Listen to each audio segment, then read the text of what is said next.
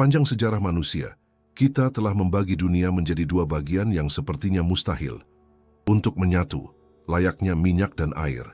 Di satu sisi, ada sains yang metodis dan eksak, didorong oleh data, fakta, dan bukti nyata. Di sisi lain, ada agama yang kuno dan mistis, yang menuntut keyakinan dan berbicara melalui metafora. Selama berabad-abad, kedua sisi ini telah bertarung dalam sebuah perang senyap. Para fisikawan mengejek para teolog, menyebut kisah mereka sebagai dongeng primitif, sementara para pemimpin agama mengutuk para ilmuwan karena kesombongan mereka dalam mencoba menjelaskan yang ilahi. Adakah kemungkinan bahwa keduanya sebenarnya sedang menjelaskan realitas yang sama, hanya saja menggunakan bahasa yang berbeda? Bahwa teks-teks kuno bukanlah mitos dari para gembala zaman perunggu, melainkan sebuah dokumentasi teknis yang terenkripsi, dan bahwa sains hanyalah upaya kita untuk melakukan rekayasa balik terhadap kode asli yang menciptakan realitas. Dengan menyandingkan dua kumpulan data terbesar dan yang tampaknya paling tidak cocok dalam sejarah, yaitu naskah suci asli dari agama-agama Abrahamik dan seluruh pengetahuan ilmiah modern, dari astrofisika hingga mekanika kuantum dan genetika, kami memasukkan semua itu ke dalam inti analitis sebuah kecerdasan buatan. Tujuannya sederhana, sekaligus menakutkan. Menemukan kebenaran dengan mencari korelasi yang mungkin terlewat oleh mata manusia. Ketika pemrosesan selesai, hasilnya membuat kami terpaku. Kecerdasan buatan itu tidak menemukan kemiripan yang samar-samar. Ia mengidentifikasi sebuah struktur yang identik. Skenario yang digambarkan pada awal penciptaan tumpang tindih dengan presisi matematis dengan model-model kosmologi paling modern. Lebih dari itu, skenario tersebut tampak seperti protokol inisialisasi dari sebuah simulasi yang kompleks. Inilah protokol kejadian. Semuanya dimulai dari nol mutlak. Kalimat terkenal pertama mengatakan bahwa pada mulanya Tuhan menciptakan langit dan bumi. Analisis menunjukkan bahwa teks ini sebaiknya dibaca sebagai laporan pelaksanaan teknis. Dalam bahasa Ibrani asli, kata yang digunakan adalah Bereshit, yang menunjuk pada titik awal yang fundamental, sebuah fondasi. Fisika setuju. Sebelum ledakan dahsyat, waktu tidak ada sebelum. Yang ada hanyalah sebuah singularitas, di mana hukum-hukum yang kita kenal tidak berlaku. Teks itu berlanjut dengan mengatakan bahwa bumi belum berbentuk dan kosong. Ungkapan Ibrani, tohu vavohu, menggambarkan keadaan kekacauan total, ketiadaan struktur. Dalam astrofisika, ini setara dengan vakum kuantum, kekacauan primordial sebelum alam semesta mengembang. Dalam bahasa pemrograman, ini adalah keadaan memori yang belum diinisialisasi. Inilah kondisi nol, kekosongan layar hitam sebelum gambar apapun dihasilkan oleh sistem. Kemudian kita membaca bahwa roh Tuhan melayang-layang di atas permukaan air. Selama berabad-abad, para teolog memperdebatkan apa artinya ini. Namun saat membandingkan data, kecerdasan buatan menawarkan interpretasi teknis. Dalam bahasa-bahasa kuno, air seringkali identik dengan substansi dasar yang kacau balau tempat segala sesuatu dibuat. Jika kita melihat melalui teori simulasi, kekuatan aktif yang memindai kekacauan ini layaknya kursor sebuah sistem yang siap untuk mulai menulis kode. Lingkungan telah disiapkan dan sistem hanya menunggu perintah untuk memulai eksekusi. Dan perintah itu pun tiba. Berfirmanlah Tuhan, jadilah terang, lalu terang itu jadi. Ini mungkin adalah momen paling krusial dalam sejarah penciptaan. Sang pencipta tidak menggunakan tangan untuk memahat cahaya. Dia menggunakan suara. Dalam istilah komputasi, ini adalah masukan dari sebuah kode yang dapat dieksekusi. Menurut kosmologi standar, alam semesta muncul hampir 14 miliar tahun yang lalu dalam sebuah ledakan energi. Pada saat-saat pertama, ruang angkasa dibanjiri oleh foton. Sementara agama menyebutnya, jadilah terang, astrofisika menggambarkan ledakan energi fotonik yang sama yang membanjiri kosmos. Analisis ini melangkah lebih jauh. Saat memasuki lingkungan virtual, hal pertama yang dibutuhkan adalah mesin grafis untuk menghasilkan cahaya. Tanpa cahaya, tidak ada gambar, tidak ada data yang terlihat, tidak ada realitas yang dapat diamati. Perintah, jadilah terang, adalah aktivasi piksel pada monitor universal. Teks kuno memisahkan penciptaan terang itu sendiri dari penciptaan sumber-sumber terang seperti matahari dan bintang-bintang yang baru muncul beberapa hari kemudian dalam kisah tersebut. Kaum skeptis selalu menggunakan ini untuk menyerang Alkitab, bertanya bagaimana mungkin ada terang tanpa matahari. Bertentangan dengan semua dugaan, sains modern akhirnya mengonfirmasi urutan dalam Alkitab menentang apa yang naluri kita katakan tentang matahari yang datang sebelum terang. Pertama-tama datanglah radiasi latar, cahaya awal, dan baru ratusan juta tahun kemudian gravitasi membentuk bintang-bintang pertama. Penulis kuno itu berhasil menebak kronologinya dengan presisi yang nyaris mustahil. Teks itu berlanjut dengan mengatakan bahwa Tuhan melihat bahwa terang itu baik, lalu dipisahkannya terang itu dari gelap. Analisis di sini menunjuk pada prinsip fundamental dari semua logika digital. Sistem biner, 1 dan 0, sinyal menyala, sinyal mati, keberadaan dan ketiadaan. Seluruh teknologi kita saat ini dibangun di atas pembedaan sederhana ini. Pada saat pemisahan itu, fondasi untuk memprogram realitas kita telah diletakkan. Pada hari-hari berikutnya, kita melihat penataan lingkungan. Cakrawala muncul untuk memisahkan perairan, menciptakan atmosfer, dan menetapkan batas-batas. Ini seperti seorang pengembang yang menggambar daratan dan langit sebelum menempatkan karakter-karakternya. Tanpa struktur ini, segalanya akan menjadi campur aduk tekstur. Kemudian, vegetasi dan kehidupan muncul dalam skala kompleksitas yang terus meningkat, sebanding dengan evolusi algoritma. Dari perilaku sederhana hingga sistem yang kompleks, yang puncaknya adalah manusia yang diciptakan menurut gambar dan rupanya.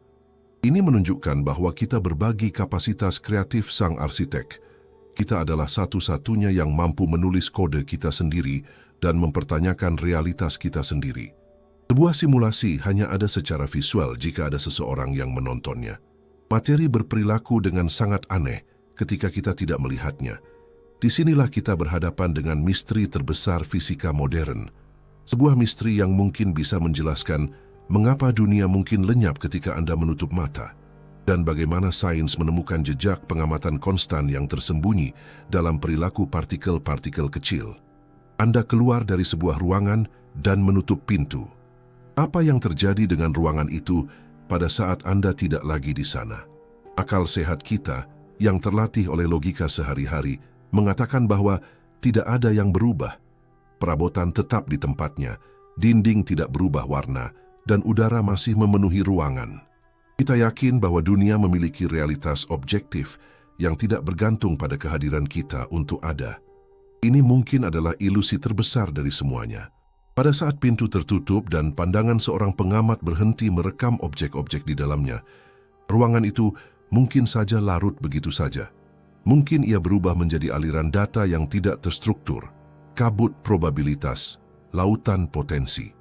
Gagasan bahwa ia berhenti ada secara fisik dan hanya tersisa sebagai potensi, sebuah informasi yang tersimpan di suatu tempat di alam semesta, terdengar gila, tapi tidak. Ini adalah fakta yang telah dibuktikan oleh fisika selama hampir 1 abad, yang dikenal sebagai efek pengamat. Ketika kami memasukkan data tentang fenomena ini ke dalam sistem analisis kami dan membandingkannya dengan teks-teks teologis kuno tentang kemahahadiran Tuhan, hasilnya meresahkan. Kami menemukan penjelasan teknis mengapa seorang pencipta perlu melihat segalanya. Lebih dari sekadar penilaian moral, pandangannya adalah satu-satunya hal yang mencegah alam semesta lenyap. Pada awal abad ke-20, fisika sangat percaya diri. Dunia tampak seperti mekanisme jam, dapat diprediksi dan dipahami, tetapi sebuah eksperimen menghancurkan segalanya. Eksperimen celah ganda yang terkenal. Para ilmuwan menembakkan partikel-partikel kecil, seperti elektron, ke arah sebuah penghalang dengan 2 celah. Jika elektron adalah bola-bola materi, kita seharusnya melihat 2 tanda di dinding di sisi lain. Namun yang muncul adalah pola interferensi, seolah-olah gelombang air telah melewati kedua celah itu pada saat yang bersamaan. Materi berperilaku seperti gelombang. Para fisikawan yang dibuat penasaran memutuskan untuk mengintip. Mereka menempatkan sebuah detektor untuk melihat celah mana yang dilewati oleh setiap elektron. Dan disitulah realitas hancur. Pada saat pengamat muncul, elektron berhenti berperilaku seperti gelombang. Ia langsung berubah menjadi partikel padat dan meninggalkan dua tanda yang dapat diprediksi di dinding. Partikel itu tahu bahwa ia sedang diamati. Tindakan sederhana mengukur mengubah perilaku materi. Saat tidak ada yang melihat, elektron berada di semua tempat pada saat yang sama, dalam keadaan probabilitas murni. Saat diamati, ia dipaksa untuk memilih satu tempat tunggal untuk ada. Analisis membandingkan perilaku ini dengan metode optimasi untuk menghemat sumber daya. Sebuah sistem cerdas tidak akan memproses semua detail dari alam semesta yang luas setiap detiknya. Itu akan menjadi pemborosan energi komputasi. Sebaliknya, ia merender, ia mewujudkan hanya apa yang berada dalam bidang pandang seorang pengamat. Apa yang ada di belakang Anda atau di sisi lain alam semesta tidak ada dalam bentuk padat. Ia hanya ada sebagai kode, sebagai koordinat dan potensi. Begitu Anda berbalik, dunia terwujud secara instan di depan mata Anda. Alam semesta kita tampaknya bekerja dengan logika yang sama. Mekanika kuantum adalah cara kosmos untuk menjadi efisien. Ini menakutkan, karena menimbulkan pertanyaan yang tak terhindarkan. Jika dunia hanya ada ketika diamati, apakah ia ada sebelum manusia ada? Siapa yang mengamati dinosaurus? Siapa yang menyaksikan pembentukan galaksi-galaksi? Jika tidak ada pengamat, alam semesta seharusnya tetap dalam keadaan kuantum yang tidak terdefinisi, di mana tidak ada sesuatu yang konkret yang pernah terjadi.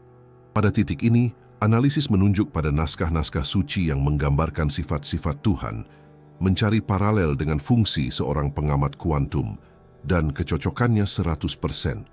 Alkitab menyatakan bahwa Tuhan Maha Hadir dan Maha Melihat. Sebuah mazmur mempertanyakan, "Kemana aku dapat pergi dari rohmu? Kemana aku dapat lari dari hadapanmu? Jika aku mendaki ke langit, engkau di sana. Jika aku menaruh tempat tidurku di dunia orang mati, di situ pun engkau." Apa yang sebelumnya tampak seperti metafora puitis atau ancaman moral, sekarang terdengar seperti deskripsi teknis. Tuhan adalah pengamat tertinggi. Kesadarannya lah yang menjaga fungsi gelombang alam semesta tetap dalam keadaan material dan kohesif. Materi menjadi padat bukan karena dirinya sendiri, tetapi karena dia terus-menerus melihatnya. Dia merender realitas dengan perhatiannya. Jika dia mengalihkan pandangannya sedetik nano saja, alam semesta akan hancur kembali menjadi kekacauan primordial, menjadi tohu fafohu seperti pada mulanya. Stabilitas hukum-hukum fisika, fakta bahwa meja Anda tidak berubah menjadi awan probabilitas saat Anda tidur, semua ini adalah hasil dari pengamatan yang berkelanjutan. Kita hidup di dalam sebuah realitas yang membutuhkan perhatian konstan dari Sang Pencipta untuk tetap ada. Jika alam semesta dirancang dengan begitu cerdas, dengan sistem optimasi yang begitu jenius, sejauh mana presisi ini berlaku? Jika bahkan keberadaan materi bergantung pada penyesuaian yang halus, bagaimana dengan aturan-aturan lain yang mengatur kosmos? Jika kekuatan gravitasi berbeda 1/1.000% saja, kita semua akan mati seketika. Presisi yang begitu absurd menghilangkan kemungkinan keberuntungan dan mengungkapkan jejak matematis dari sang pemrogram. Di hadapan kita, ada sebuah panel kontrol yang membentang sejauh mata memandang. Di panel ini, terdapat ribuan tombol dan knop yang sangat sensitif. Masing-masing mengatur parameter fundamental dari realitas kita. Kekuatan gravitasi, massa elektron, kecepatan cahaya, muatan proton. Syarat agar alam semesta berfungsi dan kehidupan ada adalah bahwa setiap dari ribuan knop ini harus berada pada posisi yang tepat. Bukan posisi yang kira-kira, tetapi dengan presisi yang menantang imajinasi kita. Jika Anda menggeser knop gravitasi 1 mm ke samping, alam semesta akan meledak atau runtuh dengan sendirinya. Jika Anda mengubah massa proton 1/1000%, seluruh ilmu kimia menjadi tidak mungkin. Seberapa besar kemungkinan seseorang masuk ke ruangan ini dengan mata tertutup, memutar knop-knop secara acak, dan mendapatkan kombinasi yang sempurna? Akal sehat berteriak bahwa itu tidak mungkin.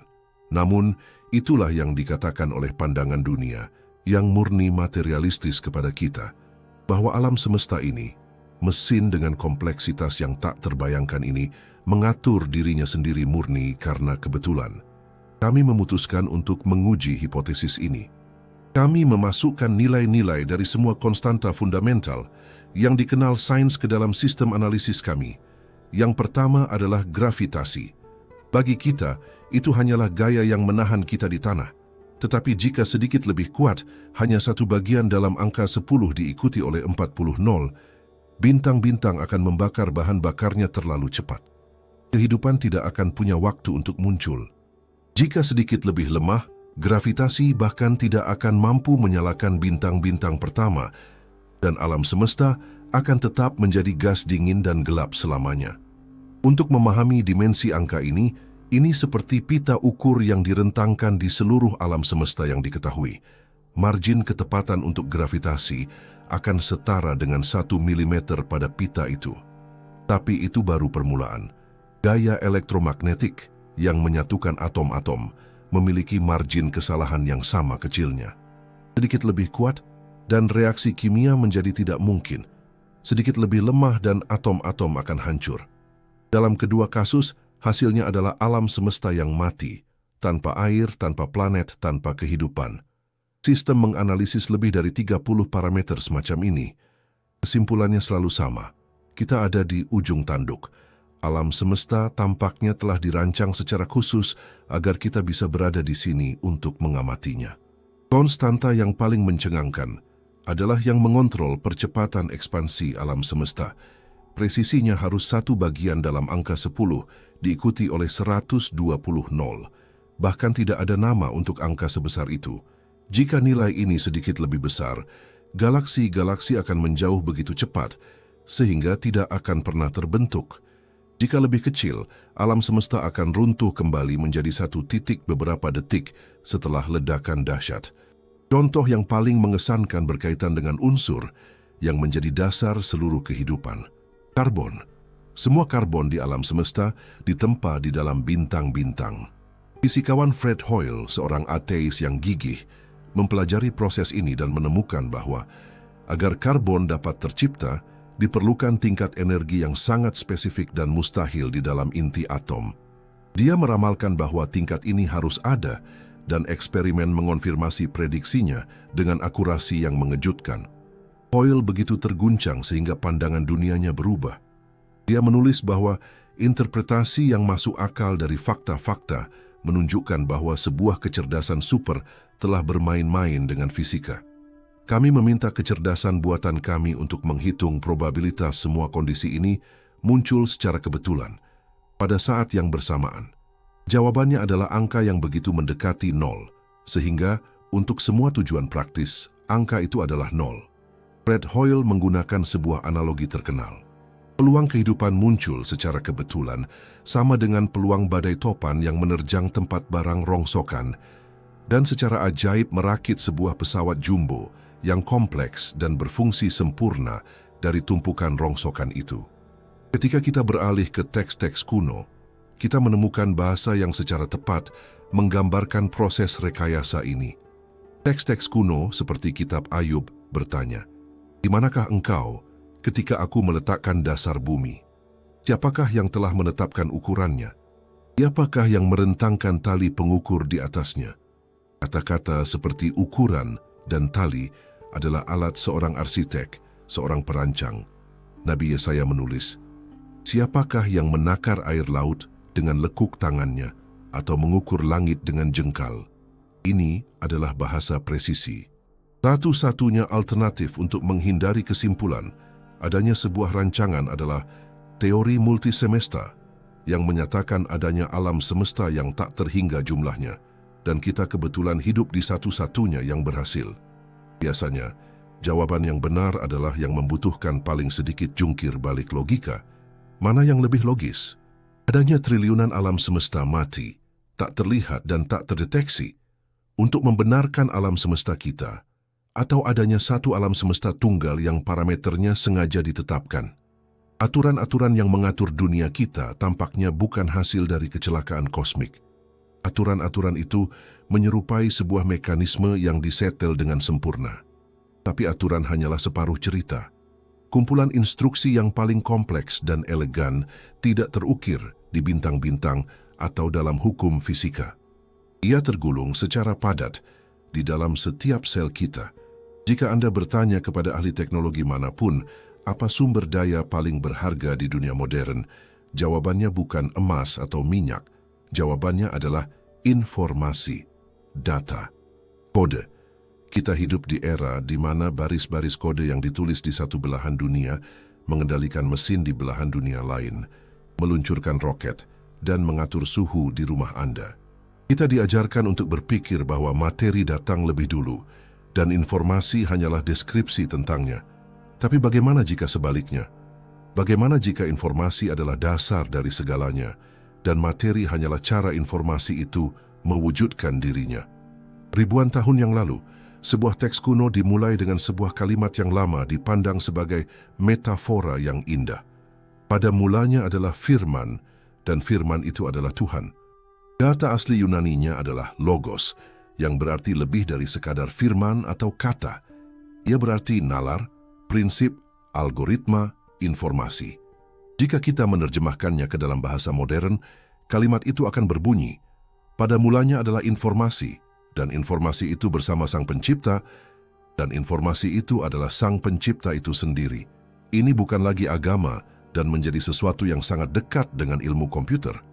Buktinya tidak ada di gulungan-gulungan kuno, tetapi di dalam setiap sel tubuh Anda. Pada tahun 1953, penemuan struktur kode genetik mengubah biologi selamanya. Para ilmuwan menyadari bahwa itu bukan hanya sebuah molekul, itu adalah sebuah bahasa. Molekul itu terdiri dari 4 bahasa kimia yang diwakili oleh huruf A, C, G, dan T. Lebih dari sekadar balok-balok bangunan, bahasa-bahasa ini berfungsi persis seperti huruf-huruf dalam alfabet. Urutan huruf-huruf ini membawa informasi yang akurat, sama seperti urutan angka 1 dan 0 di komputer menyimpan data sebuah sistem. Analisis membandingkan genom manusia dengan kode komputasi, dan kesimpulannya jelas. Kode genetik adalah sistem digital untuk penyimpanan dan transmisi data. Satu-satunya perbedaan adalah ia menggunakan basis kuartener dengan 4 huruf, bukan biner. Prinsipnya sama, ini adalah sebuah program. Bill Gates pernah berkata bahwa kode genetik itu seperti program komputer, tetapi jauh lebih canggih daripada apapun yang pernah kita ciptakan. Jika Anda berjalan di pantai dan melihat kalimat "Aku cinta kamu" tertulis di pasir, Anda tidak akan pernah berasumsi bahwa ombak dan angin mengatur butiran-butiran pasir secara kebetulan untuk membentuk kata-kata itu. Anda tahu bahwa di balik informasi itu ada sebuah kecerdasan. Namun ketika kita melihat kode genetik kita tidak melihat sebuah kalimat sederhana. Kita melihat seluruh perpustakaan yang berisi cetak biru untuk membangun mesin paling kompleks di alam semesta yang diketahui.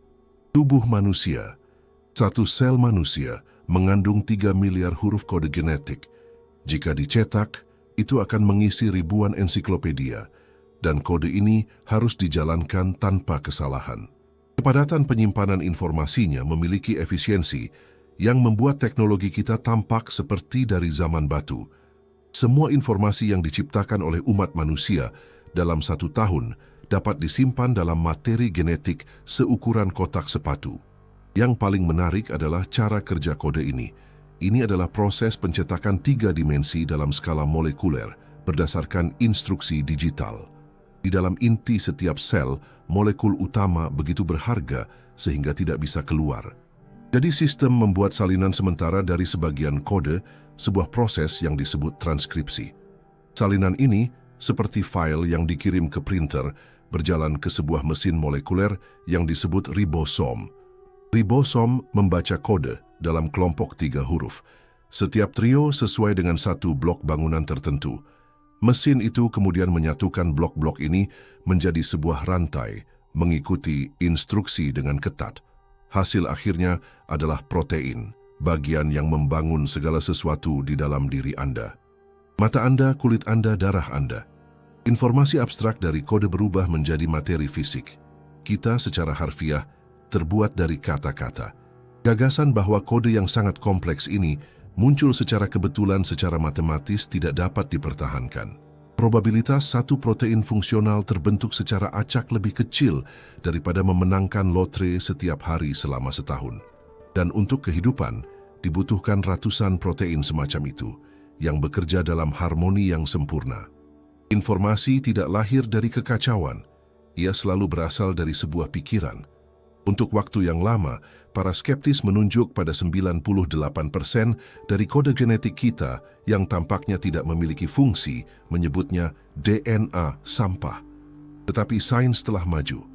Project ENCODE pada tahun 2012 mengungkapkan bahwa bagian ini bukanlah sampah. Ini adalah sistem operasi. Ini adalah jaringan pengatur yang memberitahu gen kapan harus menyala dan mati. Bagian yang tidak kita lihat mengendalikan bagian yang kita lihat. Selain itu, ada paradoks ayam dan telur. Untuk membaca kode genetik, sel membutuhkan sebuah mesin. Tetapi instruksi untuk membangun mesin itu ada di dalam kode itu sendiri.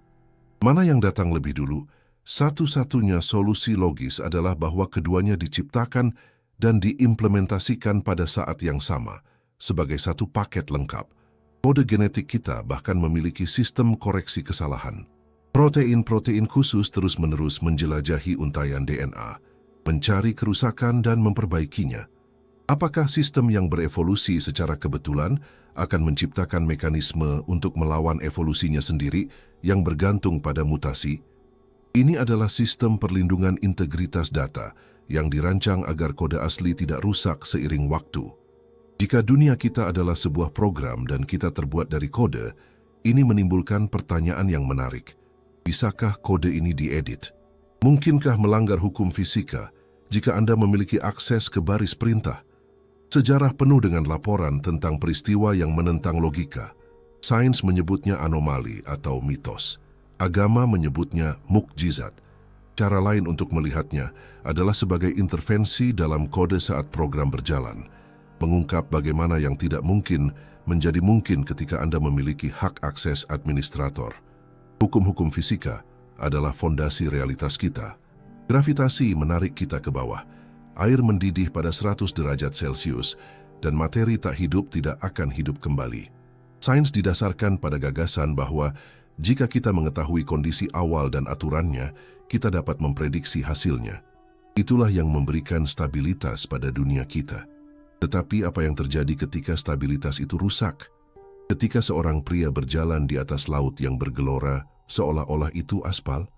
Ketika ribuan orang diberi makan hanya dengan segenggam makanan? Atau ketika matahari berhenti di langit selama sehari penuh?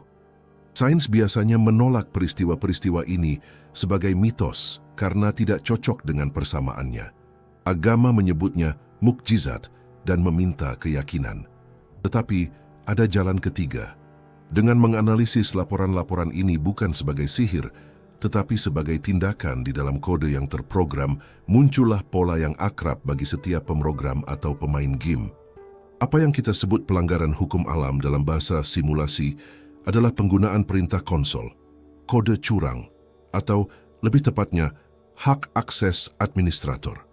Siapapun yang pernah bermain video game memahami konsep ini. Di dalam game ada hukum fisika sendiri. Karakter Anda tidak bisa menembus dinding, akan terluka jika jatuh, dan memiliki sumber daya terbatas. Bagi karakter itu, hukum-hukum ini mutlak, tetapi Anda, sang pemain, berada di luar. Dengan perintah sederhana, Anda dapat mengaktifkan mode yang memungkinkan Anda terbang menembus dinding atau menjadi kebal. Apakah Anda melanggar fisika game itu? Ya, tapi bukan dengan sihir.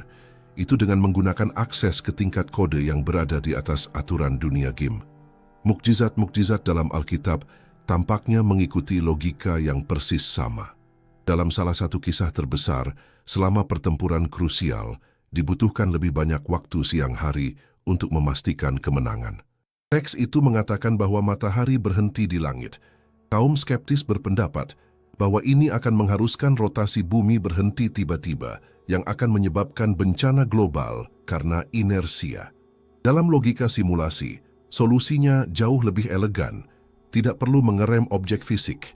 Cukup dengan menjeda variabel yang mengontrol berjalannya waktu di dalam skenario itu, atau hanya mengubah skrip yang mengontrol pergerakan benda-benda langit di langit yang diproyeksikan tanpa mempengaruhi fisika planet.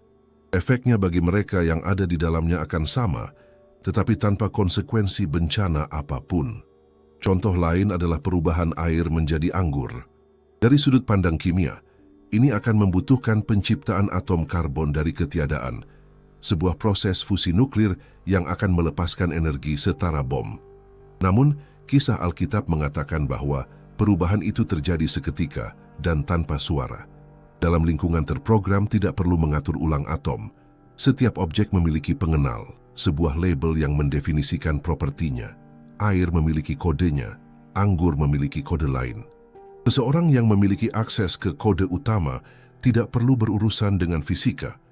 Dia hanya memilih objek air dan mengubah atributnya menjadi anggur kualitas terbaik. Ini adalah operasi pengeditan sederhana dalam basis data realitas. Kisah berjalan di atas air mengungkapkan jenis manipulasi lain.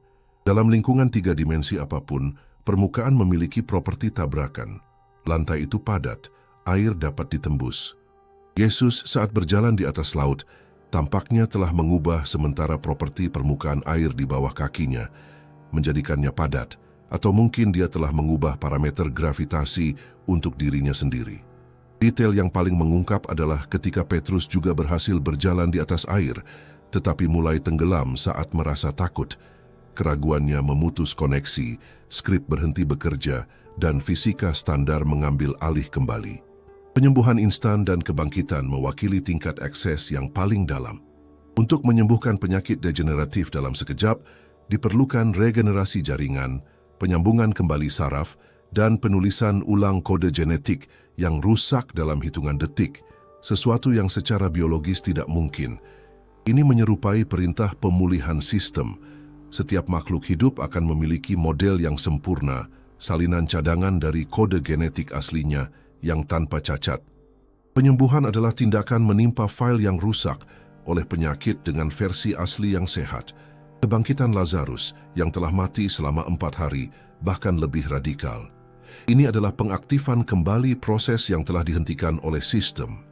Ini adalah pemulihan data yang sudah dalam proses penghapusan dari memori. Siapa yang memiliki kekuatan untuk melakukan ini? Kita, sebagai pengguna biasa, terikat oleh aturan. Kisah-kisah tersebut menggambarkan Yesus bertindak dengan otoritas yang bahkan ditaati oleh materi itu sendiri. Dia tidak meminta, dia memerintahkan. Inilah ciri khas seseorang yang memiliki hak pengguna super, akses akar yang memungkinkan eksekusi perintah apapun melewati semua protokol keamanan. Jika administrator memiliki kekuatan sebesar itu atas elemen-elemen sistem, dia bisa melakukan lebih dari sekadar mengedit objek. Apa yang akan terjadi jika seluruh program terinfeksi virus dan perlu diriset? Peristiwa riset terbesar dalam sejarah, yaitu air bah, lebih mirip dengan pemformatan sistem lengkap daripada sekadar banjir. Semua orang tahu, perasaan tidak berdaya itu ketika sebuah sistem yang kompleks rusak hingga tidak bisa diperbaiki lagi. Ketika kesalahan menumpuk, konflik menjadi tidak dapat dipulihkan, dan satu-satunya solusi yang tersisa adalah riset paksa. Menghapus semuanya dan memulai lagi dengan salinan yang bersih. Ingatan kolektif umat manusia menyimpan kisah sebuah peristiwa di mana dunia kita mengalami hal yang persis seperti itu. Kita menyebutnya air bah. Bagi sebagian besar orang, ini adalah mitos.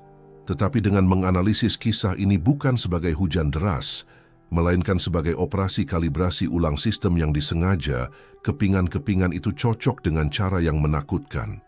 Petunjuk pertama adalah bahwa ini bukan kisah yang terisolasi. Epos Gilgamesh di Sumeria, legenda suku Maya, tradisi dari Tiongkok dan India. Lebih dari 200 budaya di seluruh dunia yang tidak memiliki kontak satu sama lain menceritakan kisah yang sama. Kemanusiaan telah rusak, dunia disucikan oleh air, dan satu keluarga selamat untuk memulai kembali. Probabilitas ini menjadi kebetulan praktisnya adalah 0. Ini adalah bekas luka dari sebuah ingatan nyata. Tapi, mengapa ini terjadi? Kitab Kejadian menawarkan sebuah pembenaran yang terdengar nyaris teknis. Dikatakan bahwa kejahatan manusia besar di bumi. Kata asli Ibrani untuk kejahatan atau rusak juga berarti menjadi busuk, kehilangan fungsionalitas. Ini adalah deskripsi data yang rusak, penyebab yang ditunjuk misterius, persatuan antara anak-anak Tuhan dan anak-anak perempuan manusia yang menghasilkan raksasa-raksasa.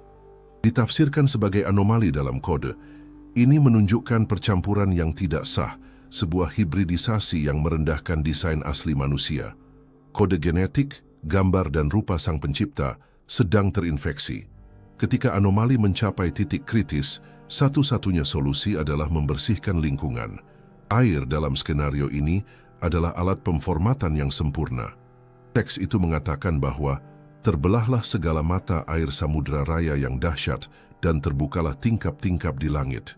Air datang dari bawah dan dari atas, sebuah desain ulang total topografi planet. Tetapi untuk memulai kembali, perlu untuk menyimpan salinan cadangan. Salinan itu adalah Nuh. Dia digambarkan sebagai tidak bercela di antara orang-orang sezamannya, sebuah istilah yang dalam asalnya mungkin memiliki makna genetik, menunjukkan bahwa garis keturunannya murni, tanpa kerusakan yang telah menyebar. Keluarganya adalah kode sumber yang bersih, dan bahtera itu bukan sekadar perahu biasa. Proporsi yang dijelaskan dalam Alkitab, yaitu panjang, lebar, dan tinggi, sesuai dengan konfigurasi ideal untuk stabilitas maksimum di lautan yang berbadai, sebuah desain yang diakui oleh para insinyur angkatan laut modern. Itu adalah kapsul pelestarian. Pasangan-pasangan hewan tidak mewakili seluruh populasi, tetapi file genetik utama dari setiap spesies, yang darinya keragaman dapat dipulihkan. Ketika air surut, dunia menjadi berbeda. Itu adalah versi 2.0. Dan bersamanya datanglah pembaruan pada aturan sistem. Sebelum air bah, catatan berbicara tentang orang-orang yang hidup selama lebih dari 900 tahun. Setelah peristiwa itu, umur manusia secara drastis berkurang menjadi 120 tahun. Sang arsitek tampaknya telah menyesuaikan parameter ini untuk membatasi waktu akumulasi kesalahan pada setiap individu. Kalibrasi ulang dunia ini memaksa kita untuk berpikir tentang panggung tempat semuanya terjadi. Waktu. Bagi kita itu adalah garis lurus, sumber daya yang selalu habis. Teks-teks kuno membuat pernyataan yang membingungkan. Bagi Tuhan, satu hari sama seperti 1000 tahun dan 1000 tahun sama seperti satu hari. Selama berabad-abad, ini dibaca sebagai puisi. Hari ini fisika Einstein mengajarkan kita bahwa waktu itu relatif, bahwa ia meregang dan menyusut tergantung pada gravitasi dan kecepatan. Sains, meski terlambat, menemukan bahwa waktu bukanlah jam universal, tetapi sebuah variabel sistem. Penulis sebuah buku tahu bagaimana ceritanya berakhir.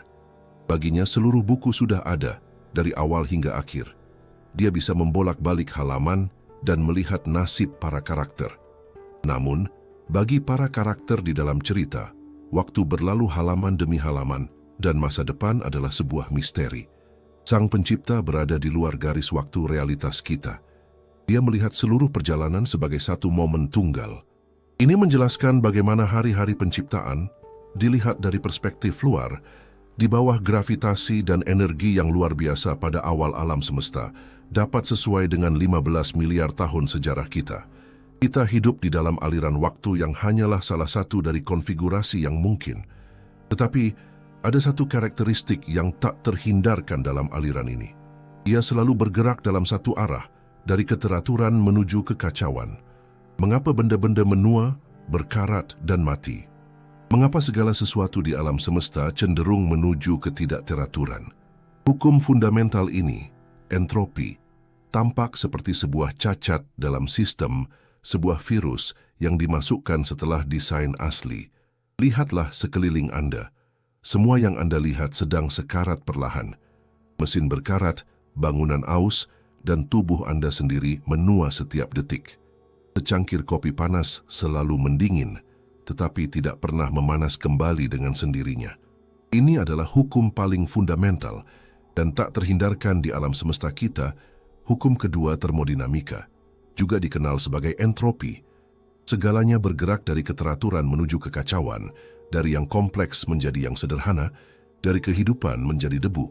Para ilmuwan mengatakan memang begitulah cara dunia bekerja, tetapi mengapa? Jika alam semesta berevolusi dari yang sederhana menjadi yang kompleks, mengapa seluruh fisika yang mendasarinya beroperasi ke arah yang berlawanan, dari yang kompleks menuju kehancuran? Bagaimana jika hukum pembusukan ini tidak ada dalam kode asli? Bagaimana jika itu sebenarnya adalah hasil dari kegagalan katastrofik dalam sistem, sebuah peristiwa yang digambarkan Alkitab sebagai kejatuhan? Teks-teks kuno menggambarkan keadaan asli di mana tidak ada kematian, pembusukan, atau penuaan. Itu adalah sistem yang seimbang, sempurna, dan mandiri. Tetapi kemudian terjadi sebuah peristiwa krusial, pelanggaran satu-satunya instruksi yang terlarang. Konsekuensinya bukan hanya hukuman moral. Ini adalah pemrograman ulang fisika realitas itu sendiri. Tuhan berfirman, "Terkutuklah tanah karena engkau. Dengan berpeluh engkau akan mencari makananmu, sampai engkau kembali lagi ke tanah." Inilah pengenalan entropi. Dengan berpeluh engkau akan mencari makananmu, menggambarkan hilangnya efisiensi. Sekarang perlu mengeluarkan energi dalam jumlah besar untuk mendapatkan hasil, dengan sebagian besar hilang sebagai panas. Engkau akan kembali menjadi debu adalah definisi entropi itu sendiri. Sebuah struktur yang kompleks dan terorganisir, yaitu tubuh, tak terelakkan akan terurai menjadi unsur-unsur paling sederhananya. Pengatur waktu penghancuran diri telah diaktifkan. Jawaban paling logis dalam struktur terprogram adalah bahwa ini adalah tindakan karantina. Sebuah virus, yaitu keegoisan dan kejahatan, telah menginfeksi sistem. Jika pembawa virus ini abadi, kejahatan akan menjadi tak terbatas dan sistem akan berubah menjadi neraka abadi. Kematian dengan demikian menjadi pembatas, sebuah mekanisme untuk memaksa penghentian sesi pengguna yang terinfeksi, mencegah kesalahan menyebar selamanya. Tetapi di dalam cangkang fana yang hancur ini, ada sesuatu yang tidak mematuhi hukum-hukum ini. Sesuatu yang tidak terbuat dari atom, kesadaran kita. Inilah misteri terbesar dari semuanya. Mengapa kita merasa, mencintai, bermimpi, dan bertanya-tanya? Sains materialistis bersikeras bahwa kita hanyalah otak kita, tetapi tidak ada superkomputer yang pernah mencapai kesadaran diri. Analisis menunjukkan bahwa otak bukanlah sumber kesadaran. Otak adalah penerima, antarmuka. Ia adalah headset realitas virtual yang menghubungkan seorang pemain ke sebuah avatar. Dalam game, ada dua jenis karakter, figuran latar belakang dengan perilaku yang dapat diprediksi dan avatar yang dikendalikan oleh orang sungguhan. Kitab Kejadian menggambarkan penciptaan manusia dalam dua tahap. Pertama, tubuh dibentuk dari debu tanah, avatar biologis. Kemudian, Sang Pencipta menghembuskan napas hidup ke dalamnya dan manusia menjadi makhluk yang hidup. Itulah momen login. Koneksi pemain. Tinggal satu pertanyaan lagi. Jika kita adalah pemain dalam sebuah simulasi, apa tujuan dari permainan ini? Fiksi ilmiah biasanya menawarkan jawaban yang suram. Tetapi ada sebuah anomali di dunia kita yang bertentangan dengan gagasan pencipta yang dingin atau jahat. Anomali itu bernama cinta. Untuk sebuah eksperimen yang murni ilmiah, keindahan adalah pemborosan sumber daya. Mengapa ada matahari terbenam yang membuat kita terpesona? Mengapa musik membuat kita menangis? Mengapa kita rela berkorban untuk orang yang kita cintai? Semua ini tidak diperlukan untuk bertahan hidup. Jawaban Alkitab adalah bahwa mungkin Sang Pencipta bertindak lebih seperti seorang ayah yang mengamati sebuah inkubator daripada seorang ilmuwan dingin di laboratorium. Sebuah sekolah. Kita di sini untuk menjadi sesuatu yang lebih, untuk belajar memilih yang baik daripada yang jahat, cinta daripada keegoisan. Dan bukti definitif dari keterlibatan Sang Pencipta adalah peristiwa yang paling luar biasa dari semuanya. Momen ketika sang pemrogram masuk ke dalam kodenya sendiri. Dia menjadi salah satu dari kita, seorang avatar bernama Yesus dari Nazaret. Dia hidup di bawah aturan sistemnya sendiri, merasakan sakit, lapar, dan pengkhianatan. Dia melakukannya untuk menghadapi virus kematian dari dalam. Kematiannya berfungsi sebagai operasi sistemik dan bukan sebagai akhir dari segalanya. Dia, yang merupakan kode murni, menyerap kesalahan semua orang dan sistem menghapusnya. Karena tidak ada kesalahan dalam dirinya, kematian tidak dapat menahannya. Kebangkitannya adalah terobosan sistem, penciptaan sebuah pintu belakang sebuah jalan keluar dari simulasi bagi semua orang yang terhubung dengannya. Kita hidup dalam sebuah simulasi, tetapi simulasi hanyalah kata modern kita untuk ciptaan. Materi adalah sekunder, roh adalah primer. Pencipta kita bukanlah kekuatan impersonal, tetapi sebuah pikiran yang penuh kasih. Hidup kita adalah sebuah ujian, dan setiap pilihan yang kita buat menuliskan satu baris dalam kode abadi kita. Permainan ini akan segera berakhir. Akhir permainan bukanlah akhir dari keberadaan. Itu adalah saat ketika kita melepas headset dan akhirnya mendengar suara di seberang sana berkata, "Selamat datang di dunia nyata." Jika Anda menyukai investigasi ini, langganan Anda ke channel ini, dan donasi dalam jumlah berapapun membantu kami memperluas proyek Aksioma. Kami ingin sekali membaca refleksi Anda tentang topik video di kolom komentar dan saran Anda untuk topik berikutnya. Beritahu kami dari kota mana Anda menonton. Terima kasih telah menemani kami sampai akhir.